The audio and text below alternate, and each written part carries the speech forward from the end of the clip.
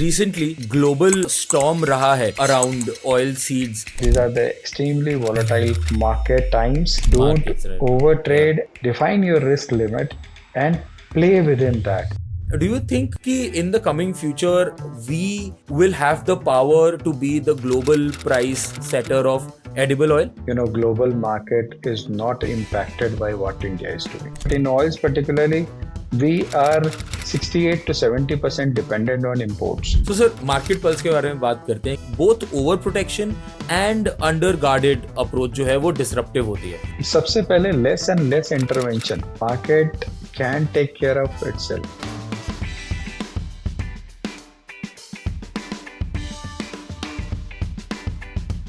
Welcome to this episode of NCDEX's podcast series Commodity Derivatives Road: Rise, Opportunities, Achievements and Developments.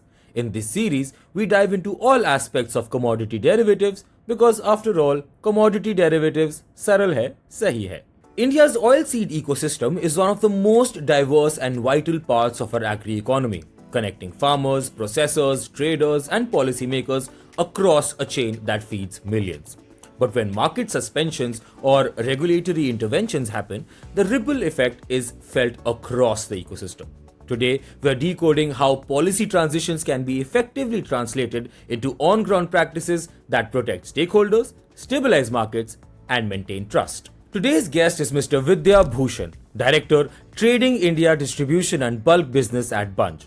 With over 19 years of experience in trading, risk management and merchandising of oils and oilseeds, grains and protein meals, he brings deep expertise in global agri-commodity markets. Having worked across Geneva, Singapore and India, Mr. Bhushan was the first trader from India to become a GAFTA qualified arbitrator and the youngest at that time too. A recipient of the Globe Oil Professional of the Year award in 2021, he has been with Bunge since 2012 and continues to drive its edible oil business across South Asia.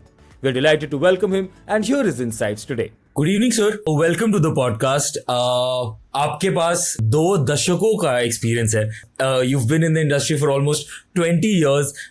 इससे बस कुछ ही साल ज़्यादा हुए हैं मुझे पैदा हुए हुए, जितने साल से आपको एक्सपीरियंस है काम करने का. So welcome to the podcast. Thank you so much for your time. I would really like to start by mentioning the fact that recently जो global storm रहा है around oil seeds and the industry in general, I would really like to understand कि जो policy makers हैं वो कैसे इस global storm को navigate करने की कोशिश कर रहे हैं, because I'm sure there are so many factors जो किसी ने expect नहीं किए होंगे, बहुत ही unpredictable होंगे, and suddenly they are at your door. Sahil, if you look at it, last 2-3 सालों में we have seen a lot of things which is beyond proper S&D, which we used to always work on the supply demand, whether the production is good or demand is good or bad, and accordingly the prices were moving it. But since I would say 2022, a lot of things which has come, which is because in oils particularly we are, and oilseed also gets impacted, but in oils particularly we are 68 to 70% dependent on imports, which means whatever happening in the worldwide around and the origin country, we are directly getting impacted with that. So let's say whether it is the Indonesian when they banned the palm oil exports, whether the US increasing the biodiesel mandate, Indonesian increasing the biodiesel mandate, import duty increase and decrease in India, and import duty levy increase and decrease in Indonesia or any other origin, right? So plus the war situation, which we call it geopolitical situation. Ukraine Russia के बीच में war हुआ. Ukraine was a major supplier of sunflower to us. So उन सब चीजों का Indian refiners and Indian industry पे direct impact पड़ा है. If we look at it, how our government has worked on it, I would give them a salute on these things that, at least in the policy perspective, they have been trying to do their best. Whatever they can do by increasing duty to safeguard. But with our government also, when you are sitting with the government, you have to strike a balance between farmers' interest and consumer interest. So I think with increase in duty or reduction in duty, they have been trying to navigate it at the best. I would not call it the best, but they are trying to do it best, I would say. Lovely sir. Sir जैसे आपने बताया कि 60% तक हमारा जो market है वो import पे डिपेंड करता है, तो सर आपका जो रोजमर्रा का दिन होता है, जो आप पिछले 2 डेकेड से जो आप ये दिन जी रहे हैं, what's that day like? Can you walk us through that day? Because again as you said, कुछ सालों से बहुत सारी अनप्रिडिक्टेबल चीजें आ रही हैं, and how have you adapted to those things? कैसे आपका पहले का जो दिन था वो अलग होता था, आज का दिन जो है वो अलग होता है? Can you please walk us through that? ऐसा है जैसे हम लोगों ने बोला कि पहले, and when I joined this industry, उस समय ऐसा होता था कि हाँ भाई, आई मीन जो सीनियर्स थे, जो हमारे मेंटोर्स थे एंड ऑल, उन्होंने बताया था कि इस तरीके से देखो, जिस भी कमोडिटी पे आप ट्रेड कर रहे हो, वेदर दैट कमोडिटी का प्रोडक्शन, जैसे सोयाबीन का प्रोडक्शन इस साल कैसा है, 8 मिलियन है या 12 मिलियन है, सोयाबीन मील का एक्सपोर्ट्स कैसा रहेगा, how is the prices compare with the international market, Indian prices and all those things. तो हमारा काफी टाइम उस चीज में जाता था कि हाँ चलो, हमने देख लिया कि प्रोडक्शन क्या है, कंजम्पशन क्या है, प्राइसेस इंटरनेशनली क्या हो रहा है, पैरिटी किस हिसाब से वर्क कर रही है, एंड उस हिसाब से हर एक ट्रेडर जो है अपना कॉल लेता था, because it is not a day to day job, day to day calls, but also slightly longer period call. तो वो सब सब जो बोलते हैं ना कि फंडामेंटल एनालिसिस उस टाइम पे होता था, उसका काफी इम्पैक्ट रहता था। टेक्निकल एनालिसिस फिर हम लोग करते थे, बट अब क्या हो रहा है, because of all this geopoliticals, or I would say that because of the factors which are beyond any control of the traders, and those things we cannot predict. तो as a risk manager, अगर मैं बात करूं, and this is with all the industry and all the companies, and this is worldwide, not only to India, as a risk manager, our job has become very difficult, because अगर आप देखें, कुछ भी चीज होता है इमीडिएटली आप अपने प्रोडक्ट का प्राइस सेम डे नहीं बढ़ा सकते। Let's say, I'll give Correct, an yes. example. Let's say if we eat biscuit or a bhujia, right? आलू भुजिया। अब मान लो कुछ भी हुआ, मैं सेम डे तो प्राइस नहीं बढ़ा सकता उसका। हाँ और हाँ। या फिर एक piece of pastry, I would say piece of pastry और एक पीस ऑफ समोसा, अगर मेरे रिफाइंड ऑयल का तेल कुछ कुछ भी कारणों से बढ़ गया, मैं इमिडिएटली, जो कंज्यूमर है, वो जो, आई मीन डिपेंडिंग ऑन कहाँ पे ये कर रहे हैं, मुंबई में अगर 14 रुपए का समोसा खा रहा है, वो अचानक से 25 रुपए अगर हम बढ़ा दें, हाँ, तो ट्रू। वो एडेप्टेबिलिटी कंज्यूमर साइड में तुरंत तो नहीं आएगी। सो उसी तरीके से ट्रू। सबके सबके पास अपना अपना एक कांस्टेंट है कि भले मार्केट रॉ मटेरियल के प्राइसेस के भले बढ़ गए, which we have to pay higher, but we cannot translate it in the similar way manner to our consumer. वो अडेप्ट ही नहीं कर पाएगा उस चीज को, एज यू उसमें राइटली टाइम सेड। लगता है, अडेप्टेबिलिटी टाइम आती है, लगेगा, या बट समझो ना, जैसे यूक्रेन रशिया का वार हुआ, तो at least everyone in India was, लोगों को उस समय पहली बार पता भी चला कि भाई सनफ्लावर हमारा यूक्रेन से आता है। तो जनरल पब्लिक जो ट्रेड से नहीं रिलेटेड है, जब आप उस स्टेज पे पहुंच गए कि आपको पता चल गया, तो दे आर फाइन कि हाँ यार अभी वॉर हो गया है, तो उसके कारण प्राइसेस तो बढ़ेंगे, बट इट टेक्स टाइम। बढ़ेंगे। Fair, yes, true, understandable sir. So sir, market pulse के बारे में बात करते हैं कि ऐसा कहते हैं कि both over protection and under guarded approach जो है वो डिसरप्टिव होती है। तो अगर पॉलिसी लैंडस्केप के नजरिए से देखें, तो ऑयल सीड सेक्टर में आप इसके बारे में क्या बताना चाहेंगे ऑडियंस को? देखिए, जो आपने बोला कि over protection and under guarded, so अगर मैं, if we wear the hat of, let's say, any government official and any government, right? तो उसमें सबसे पहले क्या होता है, जो मैंने पहले भी बोला कि we have to strike a balance between the farmer's interest and the consumer interest as well, right? Which means कि हम इन्फ्लेशन को बहुत ज्यादा बढ़ने नहीं दे सकते, लेकिन हमको ये भी देखना है कि farmers are getting, good price for their produce. Our honorable PM has always been talking about doubling the farmer income, and we are working on towards it, right? And plus, it has to also see that, the number of consumer, even farmer is a consumer, so the Yes, protection on the prices is also very important for them. So एक true. Balance strike करने की जरूरत है, जिससे कि, जैसे अगर हम ओवर प्रोटेक्शन, जैसे हम 90s के दरों को याद करें तो उसमें ओवर प्रोटेक्शन था, जहाँ पे हमारी ड्यूटीज बहुत हाई थी, सारी चीजें कैनलाइज थी, हम्म और हमको एक, so that was a over protection thing, then it opened up. Under protection इसको ये होता है कि अगर हम 0% ड्यूटी पे सारा कुछ लाना चालू कर दें, तो प्रोडक्शन हमारे यहाँ तो सोयाबीन की जितनी है उतनी ही है, वो बढ़ नहीं रही है। हम्म अगर हम जीरो हम्म परसेंट ड्यूटी रहे और इंटरनेशनल पाम ऑयल या सोया ऑयल या सन ऑयल के प्राइसेस अगर बहुत गिर गए, तो that will start getting dumped in India. So so hmm both side it is heavy, so it has to strike a balance. We have या to find out the price yes level where consumer is comfortable paying that price, right? And a good thing with our economy is that our economy is doing well, people are doing well, the hmm salaries are well, and I mean, people have more and more disposable income या nowadays compared to, let's say, in 90s and all.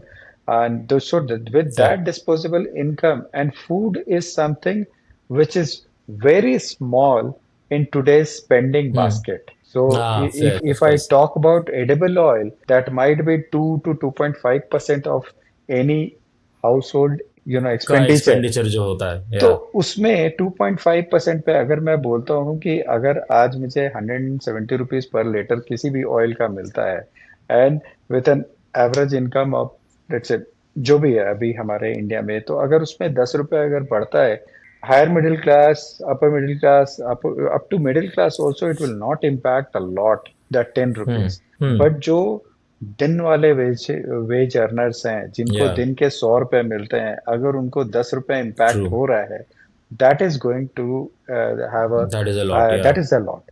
So we need to strike a या balance कि कौन सा price जो है consumer के लिए comfortable है, and then we start towards, because if farmers will be happy with the prices, they are going to produce more, and that's how the या self reliance will come.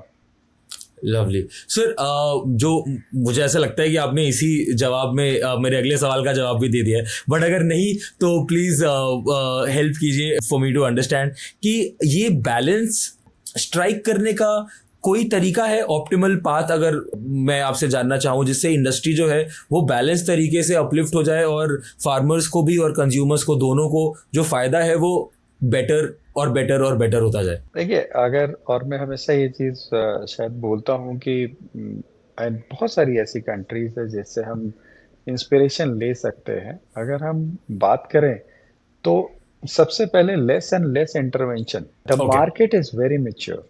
I would call it hmm that market is very mature, and market can take care of itself.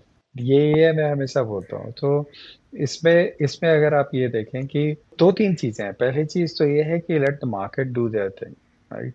If market hmm prices goes up, if I am a crusher or I am a refiner, if I am able to sell it at a price which is hmm higher, I don't mind hmm paying a higher price for a raw material. So that what we need to really work on, how we can get a higher prices for our product.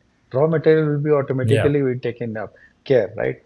So इसमें दो तीन चीजें हम्म होती है। जैसे अगर मैं crush industry की बात करूं, क्योंकि हम लोग ऑयल सीड से रिलेटेड बात हम्म कर रहे हैं, क्रश इंडस्ट्री की बात करते हैं।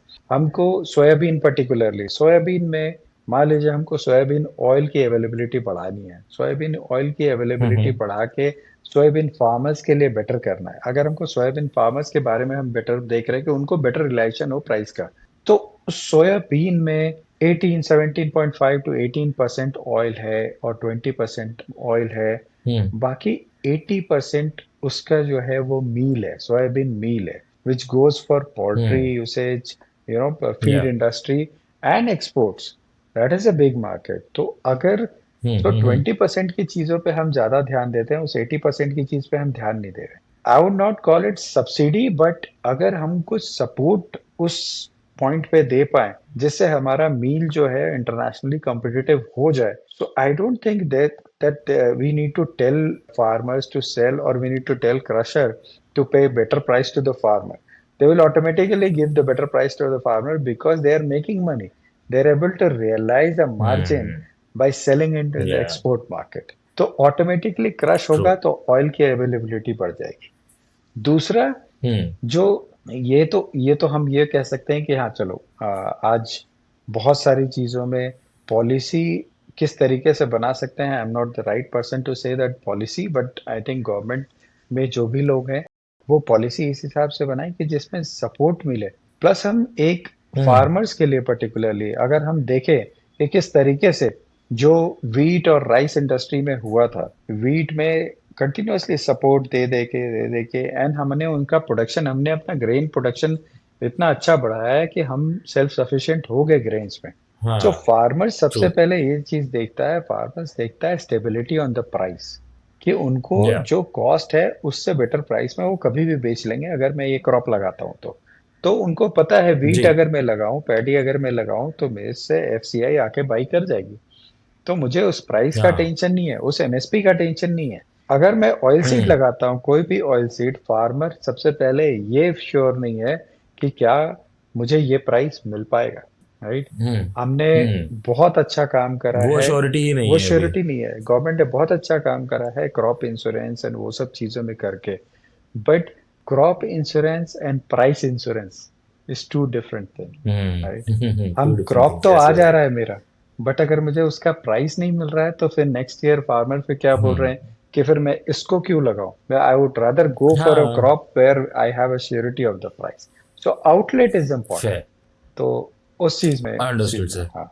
तो सर अभी एक एक जो बात थी कि फ्यूचर्स ट्रेडिंग की सस्पेंशन हो गई थी हम्म। ऑयल सीड्स में, तो sir what are the key policy objectives, and अगर देखा जाए तो how do they align with government's larger mission of ensuring price stability and protecting farmers? थोड़ा सा इस क्वेश्चन के लिए हम लोग थोड़ा सा इसके बैकग्राउंड में जाएंगे, राइट।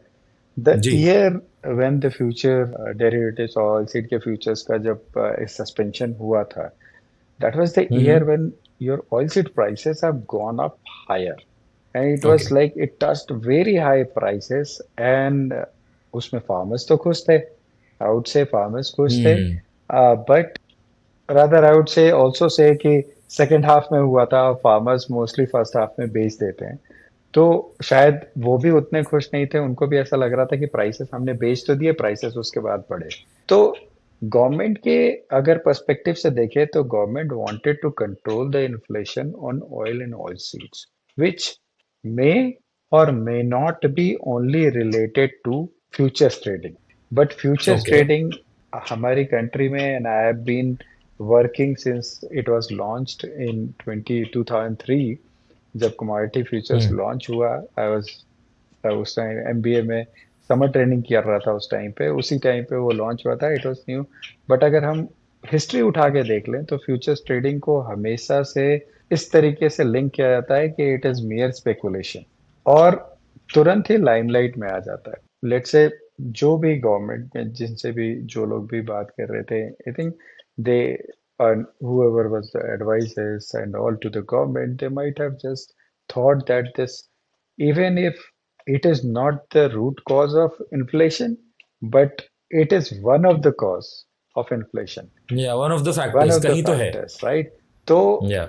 बाकी सब तो कंट्रोल नहीं कर सकते, ये हमारे हाथ में है, तो ये तो कर दो, हम्म। राइट। फेयर। तो अंडरस्टूड। ये एक बैकग्राउंड से है। अब उसका हम्म। इम्पैक्ट क्या हुआ मैं बताता हूँ। उसका इम्पैक्ट बहुत, आज मैं, हम लोग जब मैं मील ट्रेड भी करता था तो काफी हम लोग, लेट्स से जुलाई अगस्त के टाइम पे न्यू क्रॉप ट्रेड होने लगता था, मील एक्सपोर्ट्स मार्केट में हम बेच सकते थे। वो जो भी क्रशर्स थे वो सेल करते थे, और उसके सामने वो अपना, क्योंकि उनको दिखता था कि फ्यूचर्स मार्केट है, वहां पे इतने बीन्स के ये प्राइसेस हैं, they can calculate, and they when they used to sell meal, वहां पे हेजिंग अवेलेबल था। वो क्या करते थे, वो बीन्स बाई कर लेते थे, तो at least they are covered, they are not naked short, they had a proper risk management perspective, तो हम्म। उसमें वो कर सकते थे। तो उस टाइम पे हम लोग क्या करते थे, ऐसे in country we were selling, और we started offering a lot in the forward position, right. और फिर हम compete कर ओके। जाते थे बाकी सब लोगों से एंड ऑल। बट जब से फ्यूचर सस्पेंशन हुआ, I think because the ability for smaller guys, ठीक है कुछ लोग हैं, बड़े क्रशर्स हैं, they take risk, Mm-hmm. So again, it depends on the Mm-hmm. risk taking ability. They take risk and they also sell and start offer forward.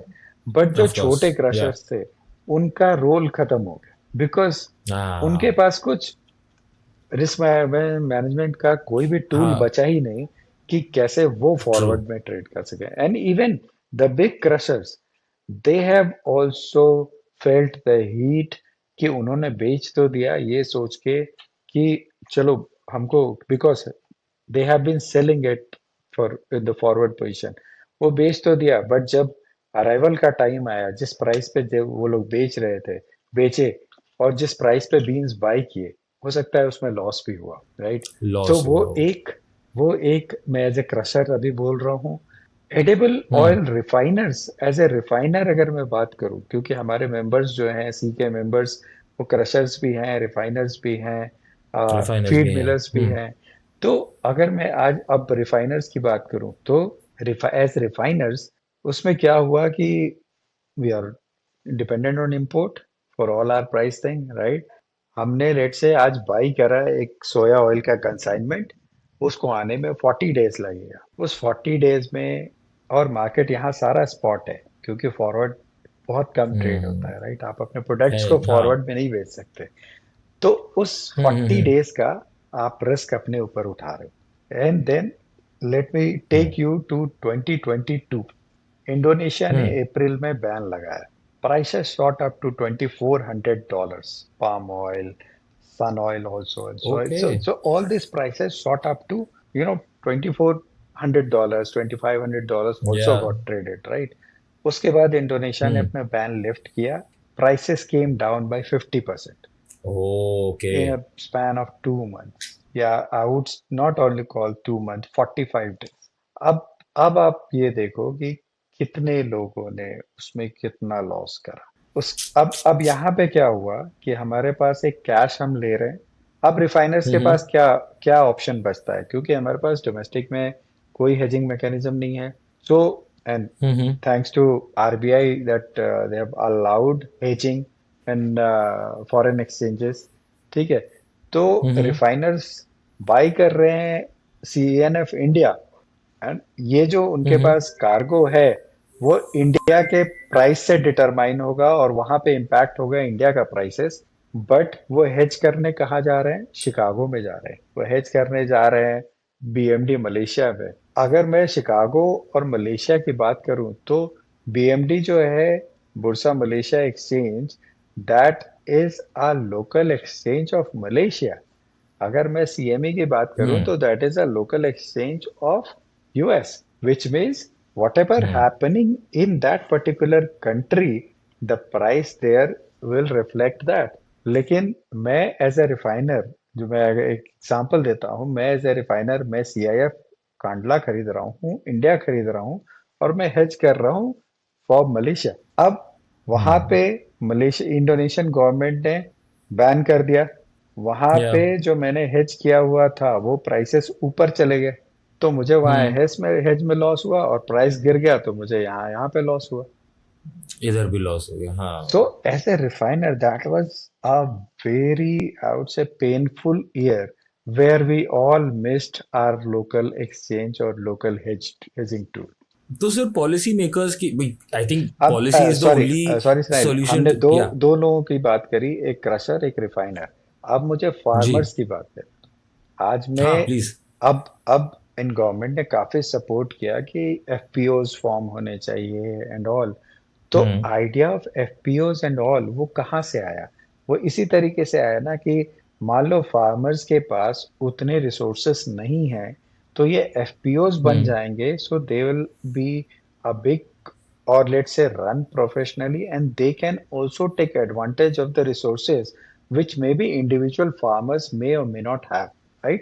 तो हम्म. आज FPOs इतने बन गए, और आज प्राइसेस जो मुझे दिख रहे हैं, मुझे स्पॉट में प्राइस मान लो आज के दिन में जो भी मिल रहा है, और मुझे पता है आगे के प्राइसेस हो सकता है अच्छे हो जाए, ठीक है, बट फिर भी मैं, मतलब आज के प्राइस मुझे अच्छा नहीं लग रहा है, मैं नहीं बेचना चाह रहा हूँ. लेकिन मुझे ये नहीं पता है हम्म. कि 3 महीने बाद क्या प्राइस होगा. तो as a fair. Farmer, as yes. A FPO, ये भी रिस्क मैं ले रहा हूँ, जो कि आपने, क्योंकि हम्म. FPOs को इतना प्रमोट किया, FPOs बन गए, अगर आपका एक्सचेंज होता और वो सारी चीजें होती तो हम उसको वहां पे भी वो उनके और लिए भी बेहतर कर एक सकते थे। हेजिंग हो सकता है। या तो सर, जितना मैं समझ पाया हूँ, आई थिंक इसके लिए हमें कुछ स्ट्रॉन्ग पॉलिसीज हमें शायद इंट्रोड्यूस करनी चाहिए इसके लिए।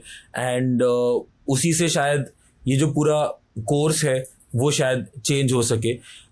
सर, आपके पास अगर मैं ये सवाल लेकर आऊं कि ऐसी कोई policy if you have in your mind, कि आपको लगता हो कि हाँ कुछ ऐसा अगर हम कर सकते हैं तो ये हमारे ओवरऑल एग्री इकोसिस्टम को बेहतर कर सकता है और इंक्लूसिव बना सकता है। So is there a suggestion from your end? Particularly to the exchange or overall for the for overall policy making. Overall agri ecosystem, Yeah, क्योंकि अभी अभी ऐसा फील हो रहा है कि बहुत ही प्रोहिबिटिव सा इकोसिस्टम है। अगर हम उसको एक इंक्लूसिव अप्रोच बनाना चाहते हैं तो वो हमारा पॉलिसी कैसी बननी चाहिए जिससे ये इंक्लूसिव बन जाए? if I look at it in, let's say, around COVID times, before COVID times and hmm. after COVID times, we have seen a lot of changes in the government side of thing, and so, and I mean, we appreciate that kind of thing, right? Because okay. COVID time में, and we always have this discussion in our association, कि the way we have worked together in the COVID time with the government department and all, if we are able hmm. to work in the same manner, always we will have a wonderful time and efficient everything. तो हमने जैसे देखा कि before Covid time industry का involvement काफी कम रहता था और इंडस्ट्री नहीं, बट कोविड टाइम पे ये चीज चेंज हुआ कि हमने गवर्नमेंट साइड से भी लोग आए और मतलब क्योंकि उस टाइम पे नीड थी, सप्लाई चेन को मेंटेन करना था, and industry as an industry we were working very closely with the government departments and all to ensure that all the food supply chain is well maintained. Call it कि शायद हम हमारा काम उस time पे पसंद आया तो government has started dialogue, continuous dialogue, right? उसमें कई ओह चीजों लवली। पे वो तो उसके बाद से कंटिन्यूअस डायलॉग चालू हुए चीजों में, मतलब it is and I would call it कि if we have any issues, we can easily get appointment with the government departments and all. They listen to us. There are sometimes we have to we have they understand our perspective and they also explain their perspective that where they are coming from. So these things have hmm. improved, I would say. On the policy side, definitely we can always and just as you said that there is a national policy for national mission for oil seed. I या। recently this mission launched earlier, but recently C was or C also got included in that, right? So this hmm. shows that even government department and government want industry to work together with government. At least या। जो भी चीजें हैं, सो वो चीजें धीरे धीरे अब हमें दिखाई पड़ रही हैं कि ऐसा चीजें हो रही हैं। अब हो रही हैं। अगर मुझे प्रॉब्लम है एज एन इंडस्ट्री कोई चीज से, राइट, तो हम this is also has to be that we as an industry has to also think about our nation first rather than hmm. thinking being a bit selfish about the industry only, या। but the nation wise thinking, we understood their perspective, they understand our perspective, and wherever the advices are required, wherever they consulted us, we have given our advices. They have also heard our voices in hmm. a lot of things, and hmm. those things are getting implemented. We are या lovely, we nice. have made a significant progress in that sense, and I'm sure जैसे एक बार उनको भी लगेगा कि now they are collaborating, right? Hmm. So वो और opportunity हाँ, industry को आएंगी।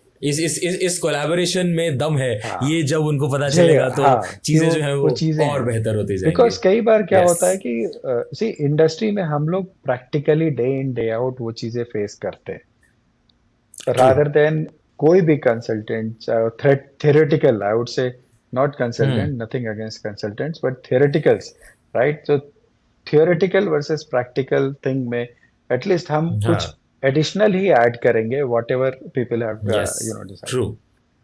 True sir. मैं एक्चुअली आपसे यही पूछने वाला था कि हम ऐसी कौन सी चीज़ें और कर सकते हैं जिससे हम ग्लोबली जो है ग्लोबल बेस्ट प्रैक्टिसेस को अगर हम अडॉप्ट कर पाएँ, और कैसे हम अपने सिस्टम को भी उस स्तर तक लेके जा पाएँ कि हम लोग ग्लोबली सारे एक लेवल पे हैं, या हम एटलीस्ट बेटर और बेटर होते जा रहे हैं। सर, ऐसे देखा जाए तो इंडिया जो है is one of the largest consumers of edible oil, right?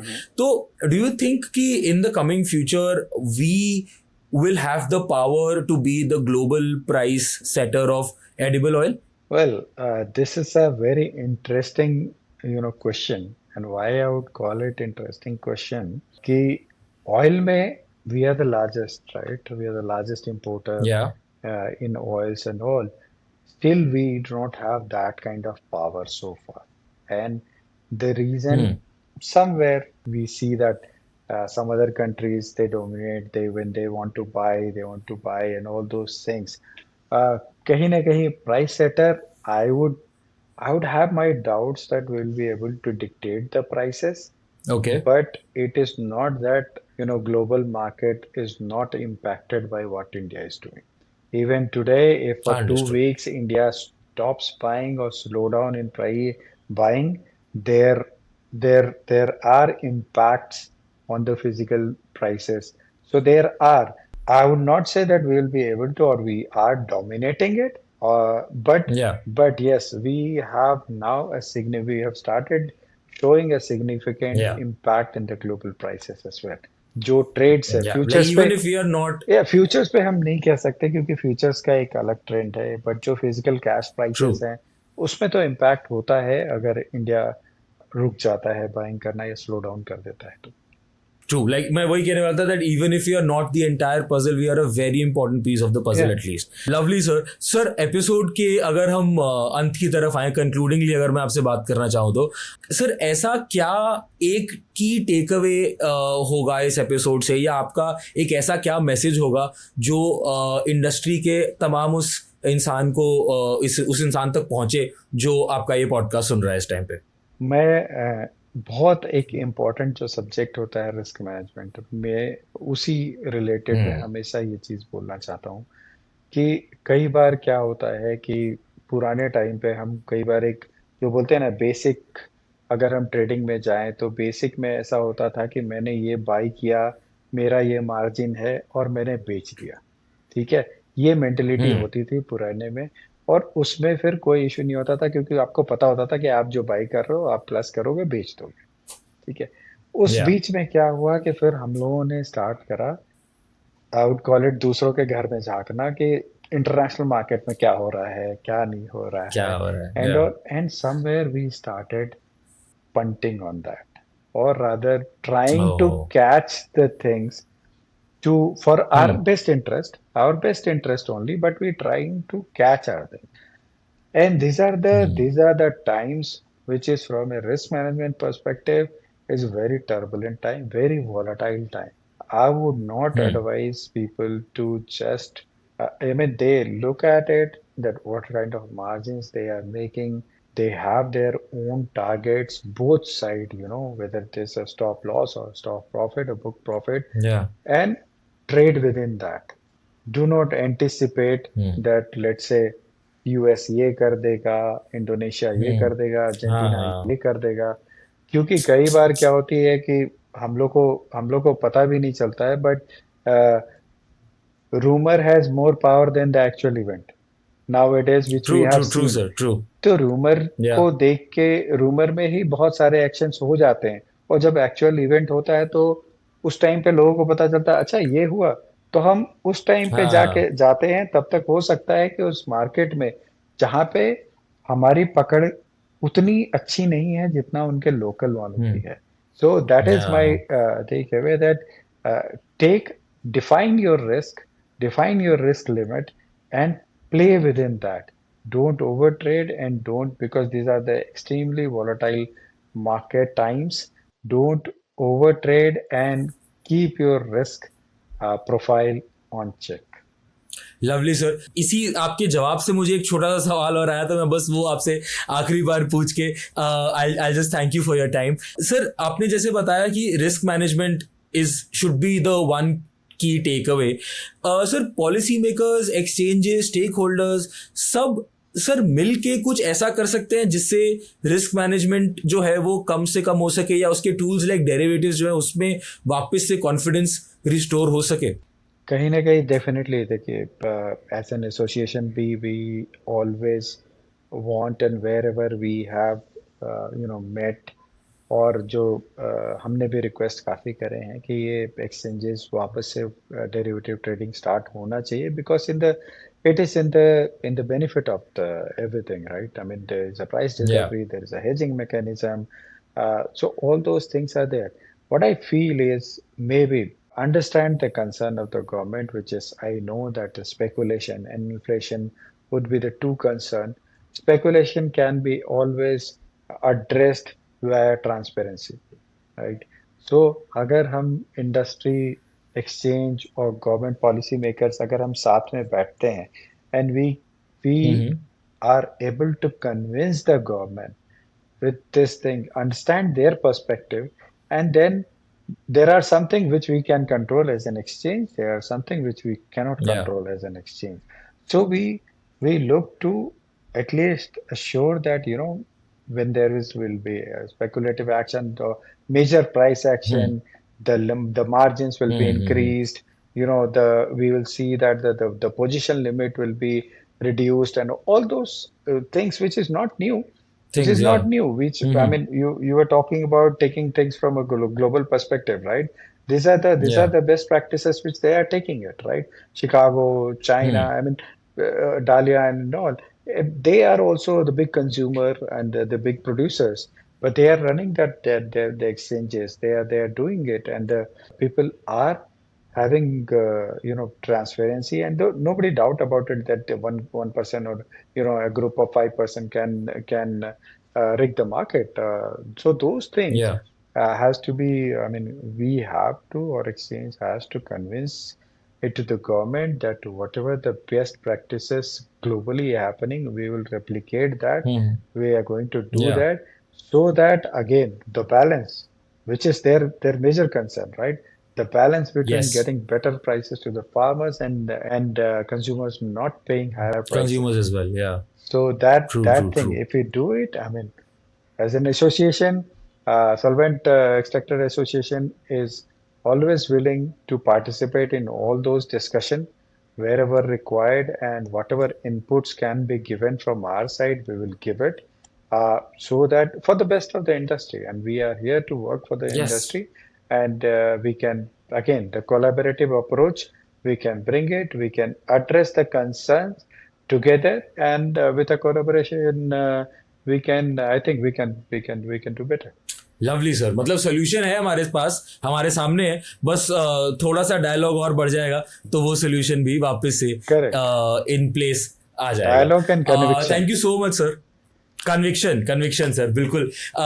Thank you so much sir, thank you so much for your time. I hope जितने भी लोगों ने ये एपिसोड सुना होगा, आपके इस तजुर्बे से, आपके इस एक्सपीरियंस से काफ़ी लोगों को फ़ायदा होगा, चाहे वो किसी भी कैपेसिटी में जुड़े हो मार्केट से, या मार्केट में एंटर करने का ट्राई कर रहे हो. Thank you so much for your time. It was lovely speaking to you sir. Thank you sir.